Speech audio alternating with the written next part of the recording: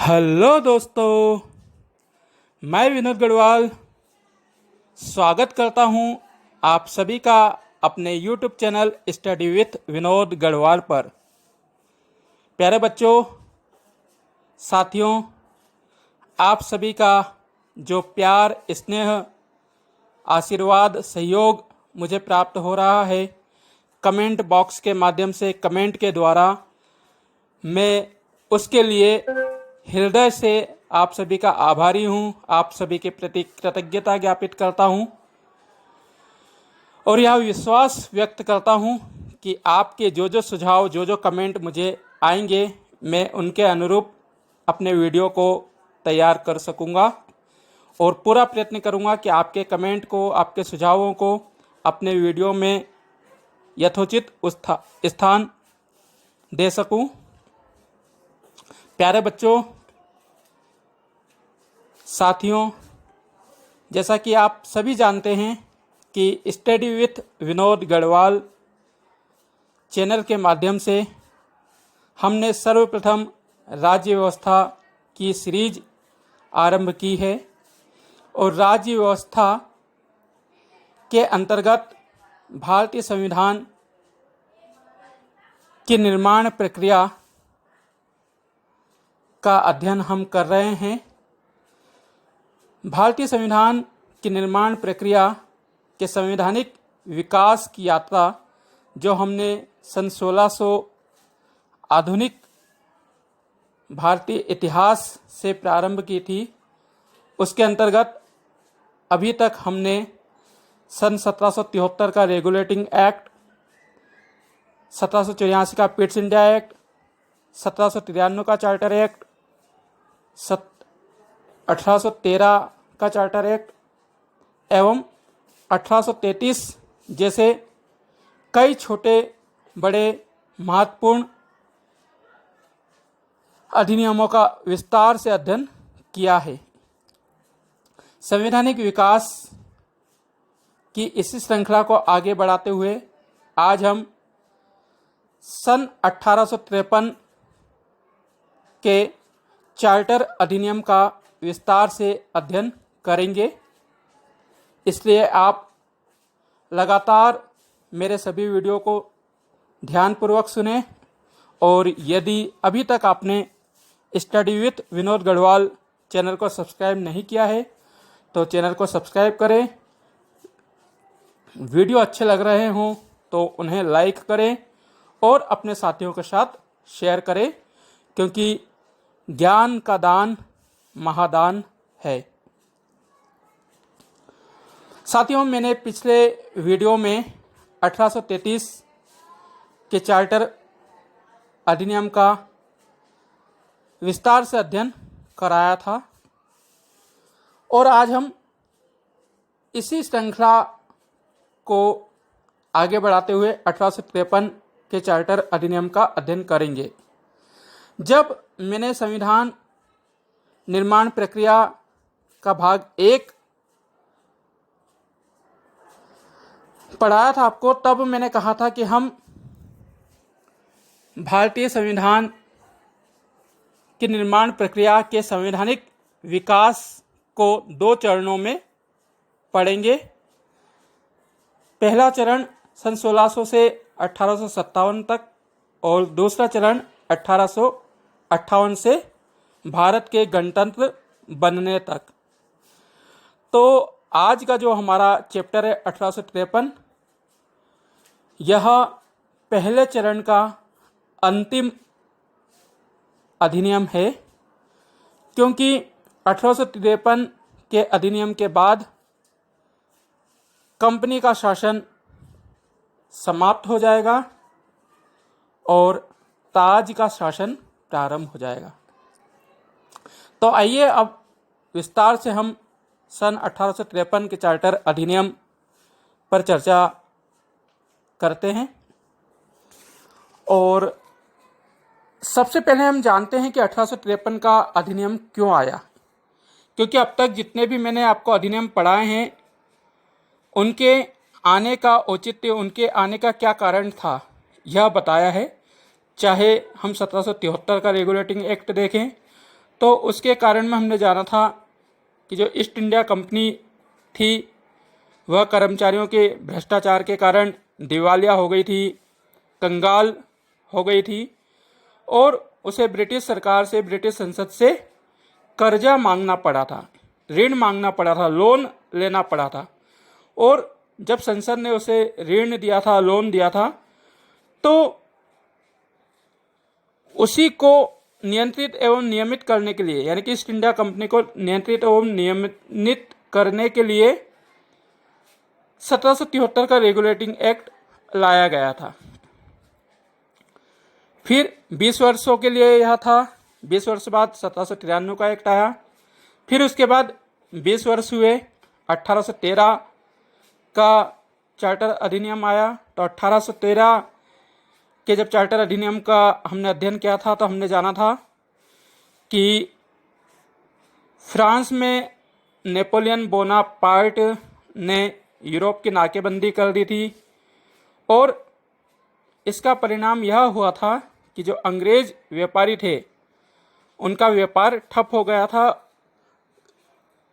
और इन व्यापारियों ने भारत में व्यापार करने की अनुमति मांगी थी। साथ ही साथ जो ईसाई मिशनरीज थी वह भी भारत में आने हेतु मांग कर रही थी, जिसके चलते 1813 का अधिनियम आया था।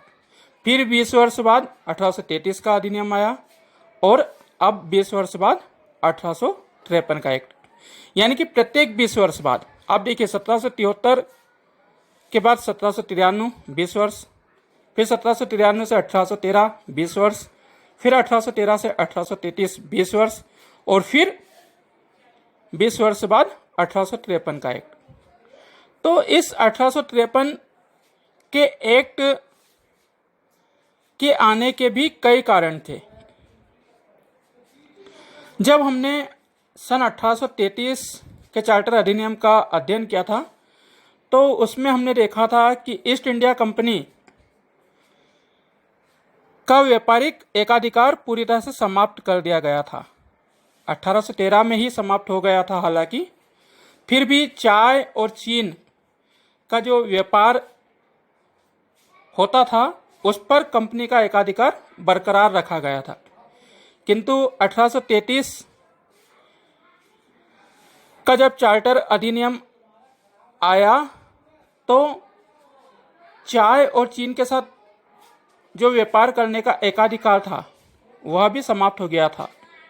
यानी कि जो बचा कुचा अधिकार था वह भी समाप्त हो गया था। अब ईस्ट इंडिया कंपनी केवल शासन करने वाली कंपनी के रूप में भारत में रह गई थी और ईस्ट इंडिया कंपनी को केवल 20 वर्षों के शासन करने के लिए 1833 के अधिनियम द्वारा अनुमति प्रदान की गई थी। तो 1833 के बाद जब कंपनी के पास कोई व्यापारिक कार्य नहीं रहा तो उसका केवल एक ही काम था, शासन करना। तो ईस्ट इंडिया कंपनी ने भारतीय लोगों पर, भारत की जो जनता थी उस पर अत्याचार और अधिक करना प्रारंभ कर दिए। भारतीयों का अधिक शोषण करना शुरू कर दिया, जिससे भारतीय जनता काफ़ी परेशान हो उठी। वह ईस्ट इंडिया कंपनी के विरोध में हो गई। वह चाहती थी कि ईस्ट इंडिया कंपनी को भारत से निकाल दिया जाए, ईस्ट इंडिया कंपनी का लाइसेंस समाप्त कर दिया जाए। साथ ही साथ जो भारत की जनता थी वह विधान परिषद में अपने प्रतिनिधित्व की मांग कर रही थी और यह भी मांग कर रही थी कि सिविल सर्विस की जो परीक्षा होती है उसमें भारतीयों को भी शामिल होने की अनुमति दी जाए। तो ऐसी तमाम समस्याओं को लेकर भारत की जनता विरोध कर रही थी।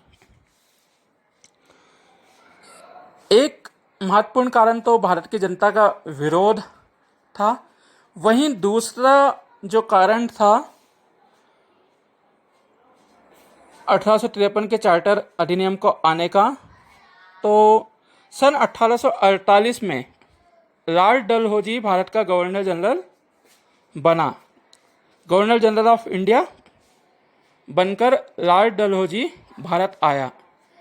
ये लॉर्ड डलहौजी वही है जो कि हड़प नीति का जनक था, विलय नीति जिसने चलाई थी।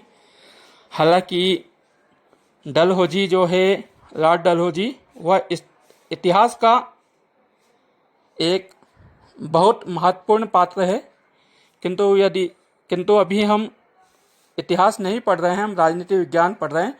और राजनीति विज्ञान की दृष्टि से मैं आपको केवल इतना ही बताऊंगा कि लॉर्ड डलहौजी हड़प नीति और विलय नीति का जनक था। इसी ने सन 1848 में हड़प नीति चलाई। हड़प नीति वह नीति थी जिसके तहत यदि किसी राज्य के राजा का पुत्र नहीं होता था तो उसकी रियासत को, उसके राज्य को अंग्रेज हुकूमत में शामिल कर लिया जाता था।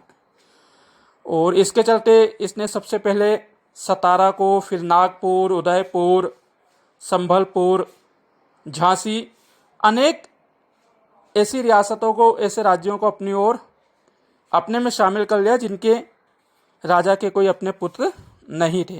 तो राजा की जैसी मृत्यु होती थी, इन राज्यों को अंग्रेजी हुकूमत में मिला लिया जाता था। डलहौजी के राज्य में ही, डलहौजी जब गवर्नर जनरल ऑफ इंडिया था, तब सन 1848 से 1849 में अंग्रेज सिख युद्ध हुआ और इस युद्ध में भी अंग्रेजों की जीत हुई। पंजाब को अंग्रेजी हुकूमत में शामिल कर लिया गया। और इतिहासकार ऐसा बताते हैं कि लॉर्ड डलहौजी ने जब पंजाब को जीता तो पंजाब का प्रसिद्ध कोहिनूर हीरा रानी विक्टोरिया को भेंट किया था। साथ ही साथ 1852 में आंग्ल बर्मा युद्ध हुआ, जिसको हम म्यांमार कहते हैं। तो अंग्रेजों ने बर्मा को भी जीत लिया। और बताया जाता है कि सिक्किम को भी डलहौजी ने अंग्रेजी हुकूमत में, भारत में शामिल कर लिया। तो लॉर्ड डलहौजी भी कंपनी के शासन में सुधार करना चाहता था। कंपनी के द्वारा जो शासन हिंदुस्तान में किया जा रहा था, उससे लॉर्ड डलहौजी भी खुश नहीं था और वह लगातार कंपनी के शासन में सुधार की मांग कर रहा था।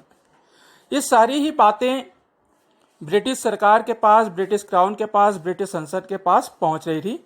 और इन तमाम समस्याओं के समाधान हेतु एक कमेटी बनाई गई। कमेटी ने सन 1852 में भारत का भ्रमण किया और Bharat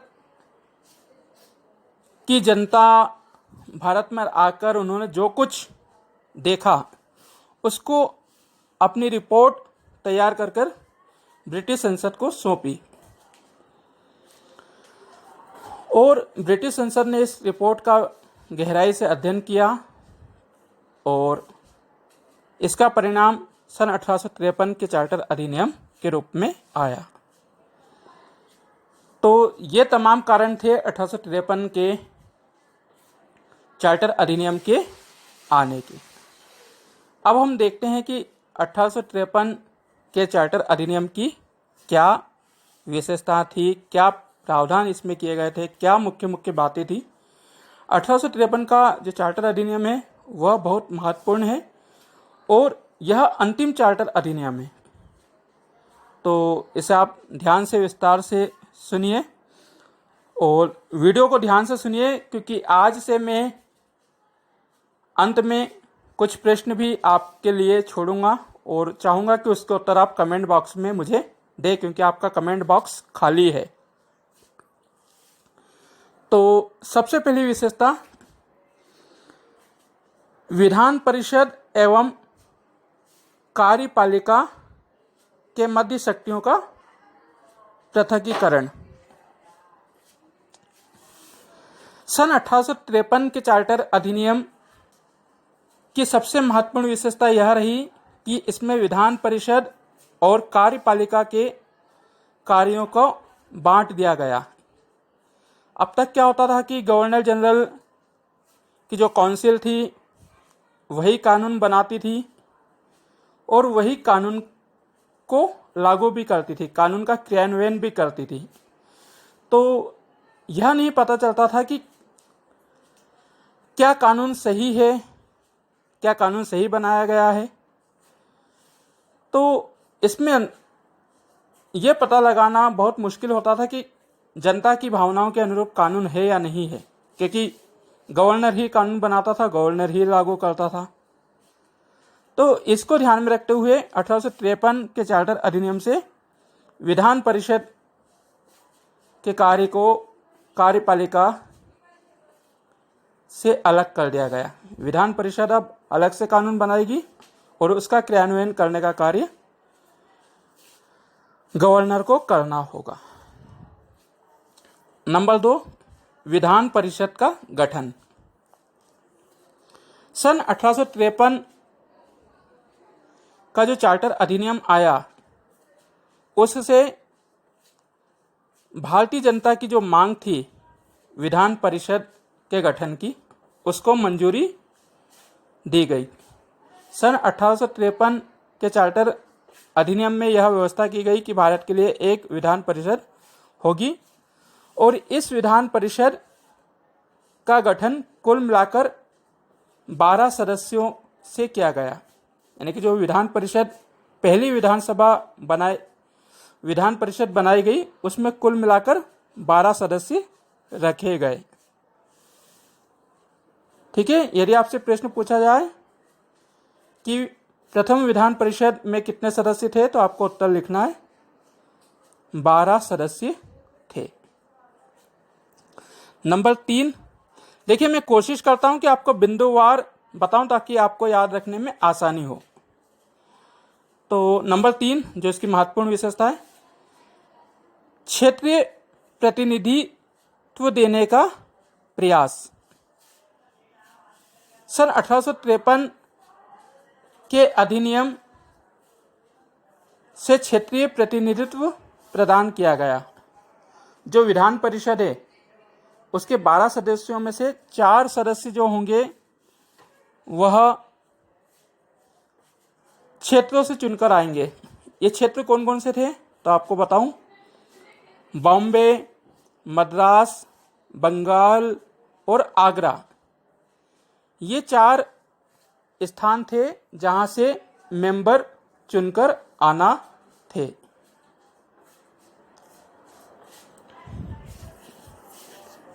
number 4, board of director की संख्या में कमी। सन 1853 के चार्टर अधिनियम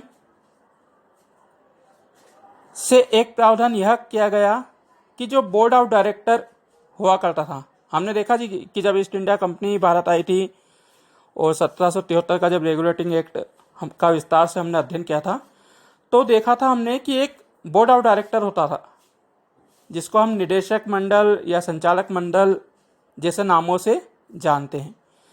तो बोर्ड ऑफ डायरेक्टर की कुल मिलाकर संख्या 24 हुआ करती थी। तो इस 24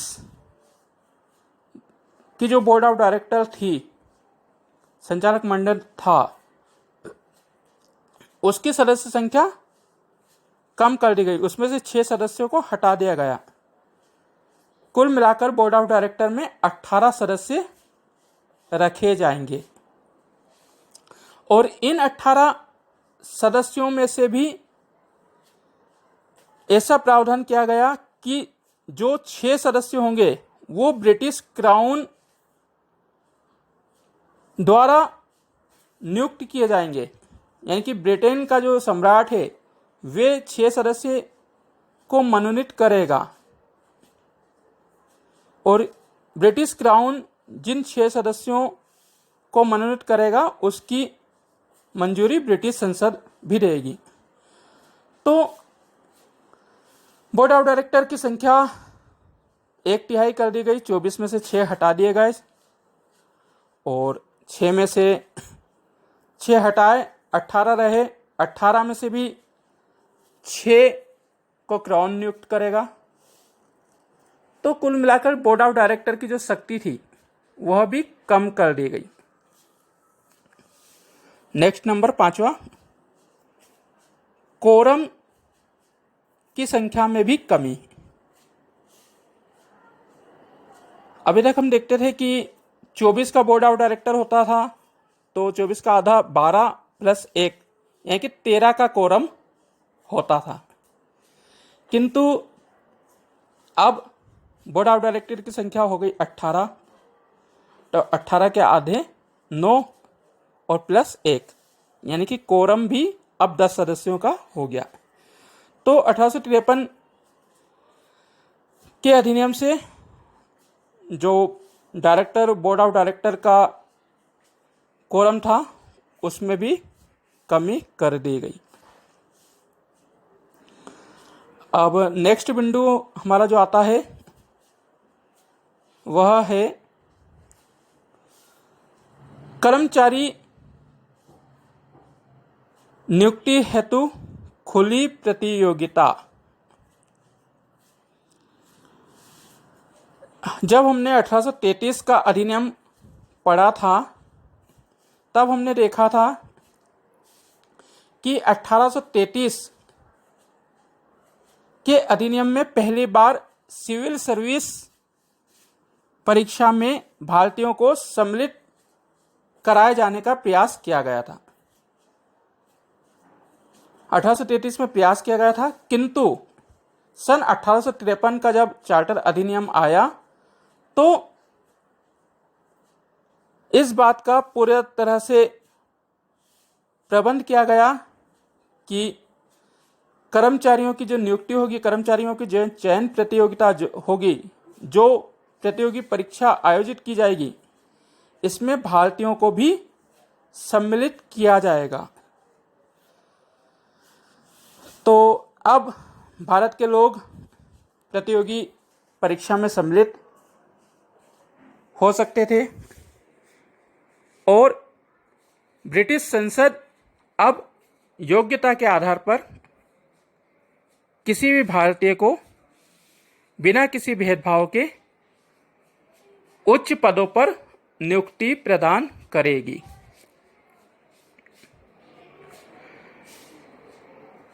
नेक्स्ट नंबर, प्रतियोगी परीक्षा हेतु कमेटी का गठन।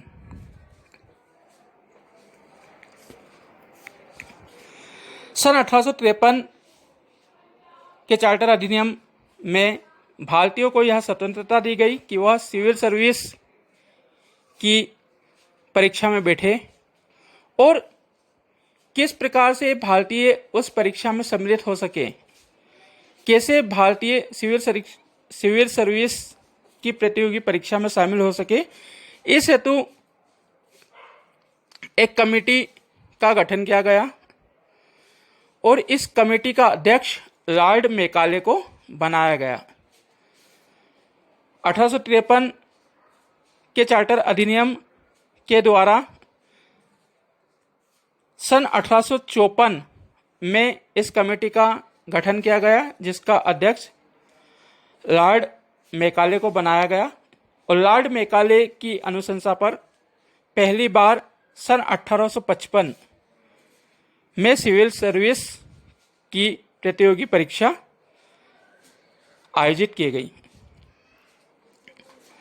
ये बात अलग है कि जो परीक्षा होती थी वह लंदन में होती थी। अब लंदन कितने भारतीय जा सकते थे, कितने नहीं जा सकते, यह मुद्दा एक अलग है।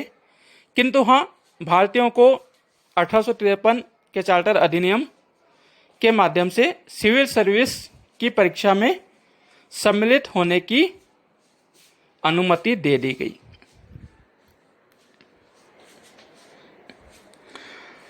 बोर्ड ऑफ कंट्रोल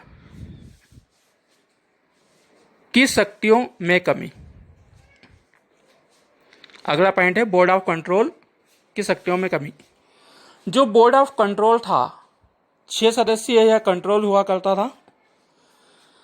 अब ना तो कंपनी को कोई व्यापार करना था, तो ये किसके लिए नियम कानून बनाए? तो इन्हें यह दायित्व दिया गया कि अब आप इन सिविल सर्विस की जो परीक्षाएं होगी उसके लिए नियम बनाएं। इनको केवल नियम बनाना था, नियुक्ति जो है वो ब्रिटेन की संसद को करना थी। बोर्ड ऑफ कंट्रोल क्या करता था कि यह रंग भेद करता था, काले गोरे देखकर नियुक्तियां देता था। तो 1853 के चार्टर अधिनियम से इन बोर्ड ऑफ कंट्रोल के जो मेंबर्स थे उनके पर काट दिए गए। उनको केवल कहा गया कि आप नियम कानून बनाएं, बाकी नियुक्ति करने का काम हम करेंगे।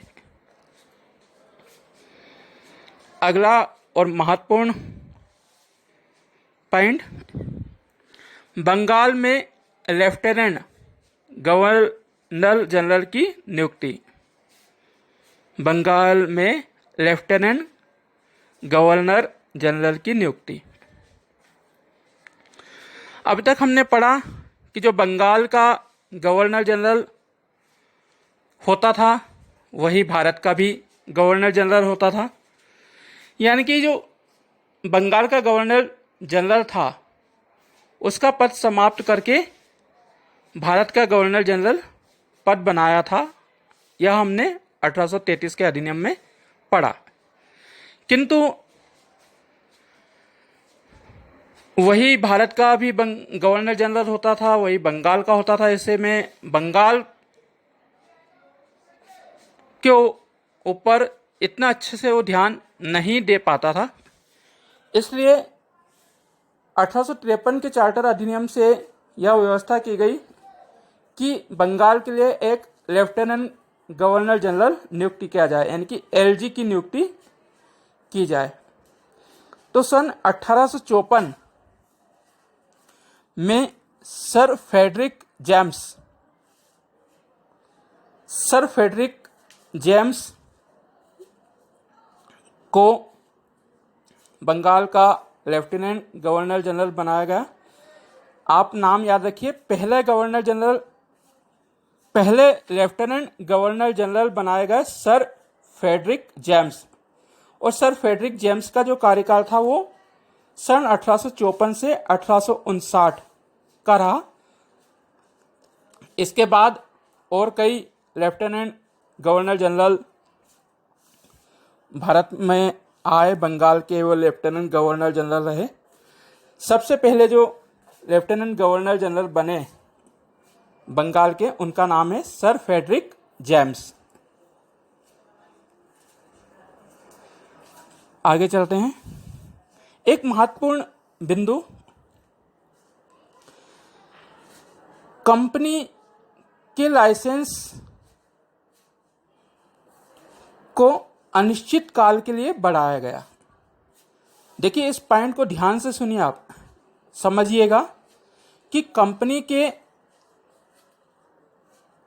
लाइसेंस को, जो कंपनी 20-20 साल में रिन्यूअल लेती थी, जो अपना लाइसेंस नियमित कराती थी, अब तक जितनी भी बार संसद ने ईस्ट इंडिया कंपनी को लाइसेंस दिया है उसकी एक समय अवधि फिक्स थी।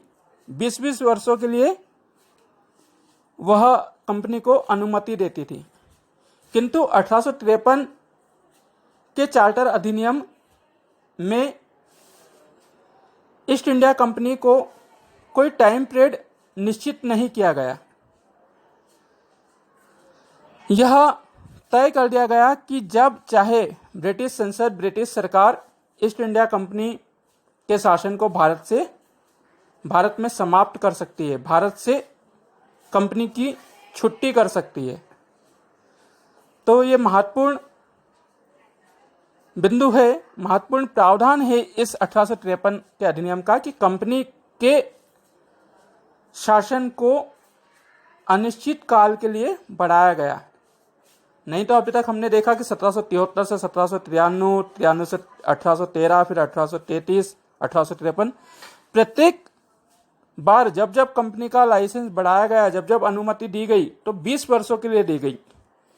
किंतु 1853 के अधिनियम में ईस्ट इंडिया कंपनी के लिए कोई समय सीमा या समय अवधि प्रदान नहीं की गई, जिससे यह अंदेशा होने लगा था कि कंपनी की किसी भी समय भारत से छुट्टी हो सकती है और वह जा सकती है। और हुआ भी यही। क्या पता ब्रिटिश क्राउन को, ब्रिटिश संसद को पहले से पता था, ये तो अब कह नहीं सकते हम, किंतु हुआ यही कि 1857 में प्रथम स्वतंत्रता संग्राम हुआ और उसके बाद ईस्ट इंडिया कंपनी की भारत से छुट्टी हो गई। भारत की पूरी शासन व्यवस्था ब्रिटिश क्राउन ने अपने हाथों में ले ली। ब्रिटिश ताज का नियम बनने लगा और जो अब तक चार्टर आते थे उन्होंने भारतीय शासन अधिनियम का रूप ले लिया। मैं आपको एक बार सारे बिंदु दोबारा से रिकॉल कर देता हूँ, संक्षेप में बता देता हूँ। एक, विधान परिषद एवं कार्यपालिका में शक्ति का पृथक्करण, विधान परिषद का गठन, क्षेत्रीय प्रतिनिधित्व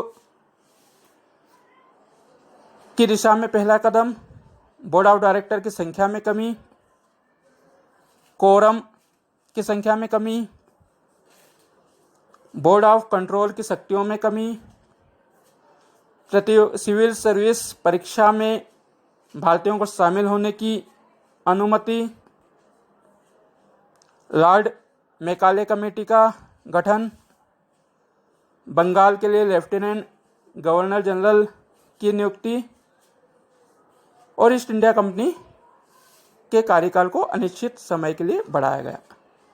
ये तमाम बिंदु थे सन 1853 के चार्टर अधिनियम में। मैंने आपको बहुत विस्तार से और छोटी से छोटी जानकारी देने का प्रयास किया। उम्मीद है कि आपको वीडियो पसंद आएगा।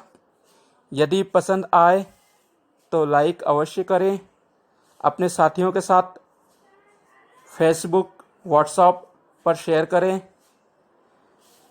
क्योंकि ज्ञान का प्रचार प्रसार करने में आप सभी को मेरा सहयोग करना चाहिए। तो आप कमेंट बॉक्स में मुझे बताइएगा कि वीडियो कैसा लगा और वीडियो में क्या क्या सुधार करना है। हाँ, जैसा मैंने कहा था कि आज मैं आपके जितने भी कमेंट्स आते हैं उनको ध्यानपूर्वक पढ़ता हूँ, चाहे वे नाइस सर, वाह सर जैसे हों, या एक कमेंट आया था मुझे जीटू राम जाट जी का। उनका कहना था कि आप सर वीडियो के अंत में क्वेश्चन पुटअप करें। तो जीतू जी, मैं आपकी भावनाओं का सम्मान करते हुए कुछ प्रश्न आपके लिए छोड़ता हूं और उम्मीद करूंगा कि आप कमेंट बॉक्स में, जो कि आपका अभी तक खाली है, कमेंट करके मुझे उत्तर देंगे। तो आज के वीडियो के कुछ प्रश्न हैं। प्रश्न क्रमांक 1, लॉर्ड डलहौजी भारत कब आया? लॉर्ड डलहौजी भारत कब आया? दूसरा प्रश्न है, पहली विधान परिषद में कुल कितने सदस्य थे? पहली विधान परिषद में कुल कितने सदस्य थे? तीसरा मेरा क्वेश्चन है,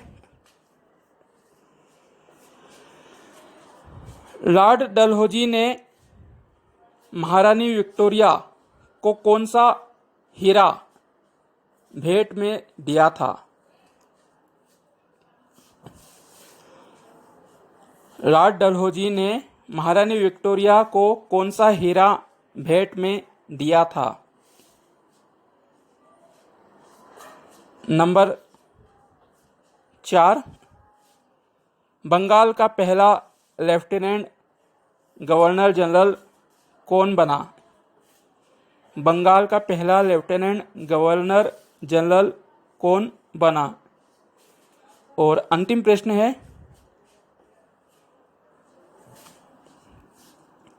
कि लॉर्ड मैकाले कमेटी का गठन कब किया गया?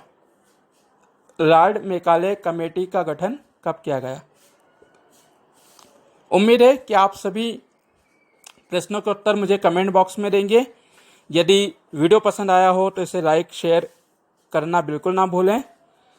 आज के लिए इतना ही।